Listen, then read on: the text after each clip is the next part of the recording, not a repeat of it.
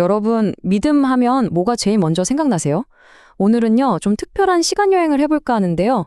무려 17세기로 거슬러 올라가서 한 저술가가 던졌던 아주 날카로운 질문, 믿음의 진짜 본질이 대체 뭐냐? 이 질문을 함께 파고들어 보겠습니다. 자, 이 저술가가 뭐라고 하냐면요.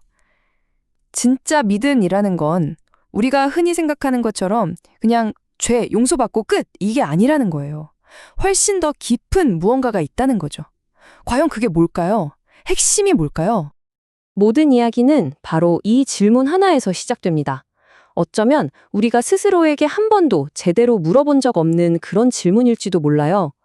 당신이 진짜 정말로 원하는 게 뭡니까? 자, 첫 번째 섹션인데요. 바로 구도자의 질문.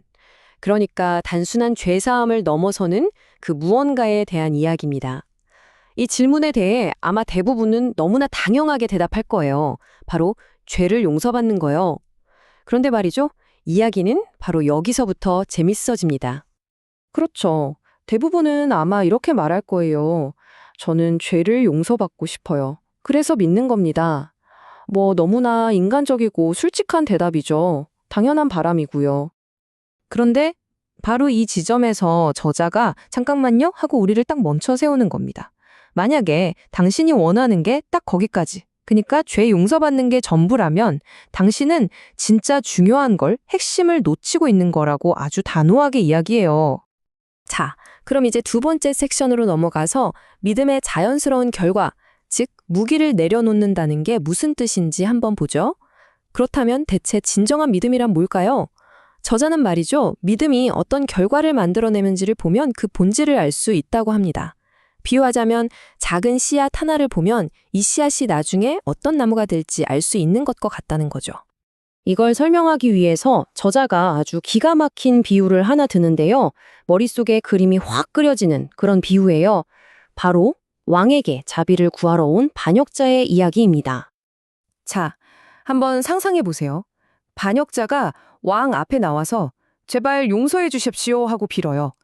그런데 가만 보니까 등 뒤에는 칼을 숨기고 있고 마음속으로는 여전히 언젠간 내가 하고 반역을 꿈꾸고 있어요. 이게 진짜 용서를 구하는 태도일까요? 절대 아니죠. 왕에게 자비를 구한다는 건 내 무기를 내려놓겠습니다. 당신께 완전히 항복합니다 라는 뜻이 이미 그 안에 포함되어 있는 거잖아요. 바로 이겁니다.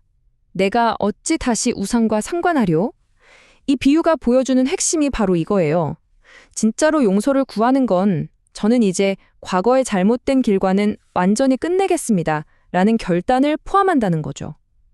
다시 말해서 용서를 비는 행위와 죄에서 돌아서는 행위는 이건 뗄래야 뗄 수가 없는 한 묶음이라는 겁니다. 자, 세 번째 섹션으로 넘어가 볼까요?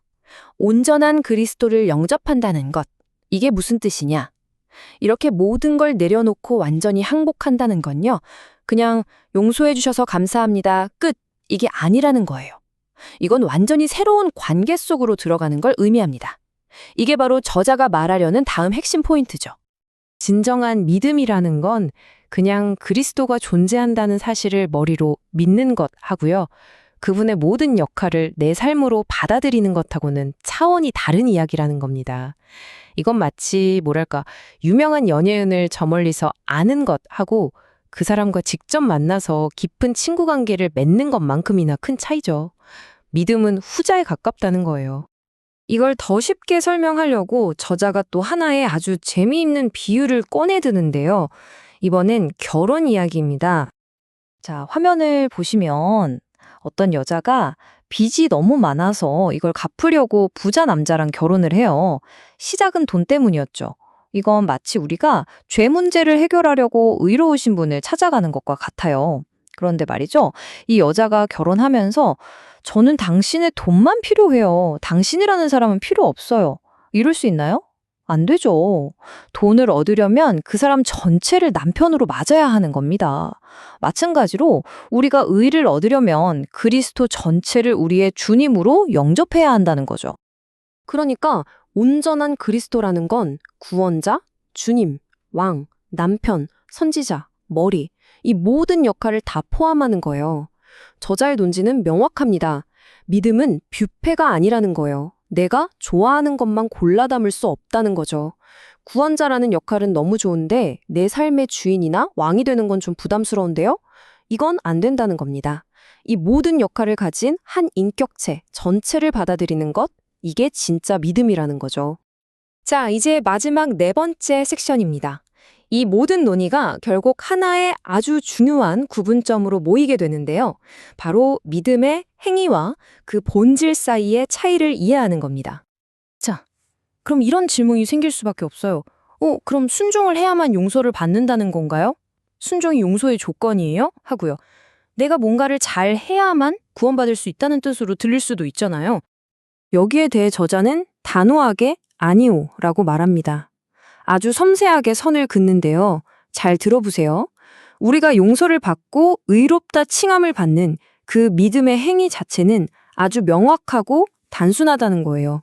그냥 용서를 위해 그리스도를 신뢰하는 그 행위, 딱 그거 하나라는 겁니다. 하지만 만약 그 믿음이 가짜가 아니라 진짜 믿음이라면 그 믿음의 본질 속에는요 말이죠. 순종, 복종, 새로운 삶 같은 앞으로 일어날 모든 일들이 마치 씨앗처럼 이미 담겨 있다는 거예요. 아주 작은 씨앗 안에 앞으로 자라날 거대한 나무의 뿌리, 줄기, 잎, 열매에 대한 모든 정보가 다 들어있는 것처럼요. 결론적으로 순종은 우리가 용서를 받기 위해 치러야 할 입장료 같은 조건이 아니라는 겁니다. 그게 아니라 진정한 믿음이라는 씨앗이 우리 마음에 심겼을 때 거기서부터 자연스럽게 자라나고 맺히는 결과물, 즉 열매라는 거죠. 순서가 완전히 다른 거예요. 결국 이 모든 이야기는 이 구절 하나로 모아집니다. 그가 모든 사람을 대신해 죽으신 이유는 살아있는 우리가 이제 더 이상 자기 자신만을 위해 살지 않고 우리를 위해 죽으셨다가 다시 살아나신 그분을 위해 살게 하려는 것이라는 말씀이죠. 정말로 그 사실을 믿는다면 이제는 그를 위해 사는 게 너무나도 당연하고 자연스러운 반응 아니겠냐는 겁니다. 자, 오늘 우리는 17세기의 깊은 통찰을 통해서 진정한 믿음이 무엇인지 함께 탐구해 봤습니다. 그래서 마지막으로 이 저자가 우리에게 던지는 마지막 질문을 여러분께도 똑같이 남겨드리고 싶습니다. 과연 우리는 그분의 주님 되심은 거부한 채 오직 구원자로서의 혜택만 취할 수 있는 걸까요?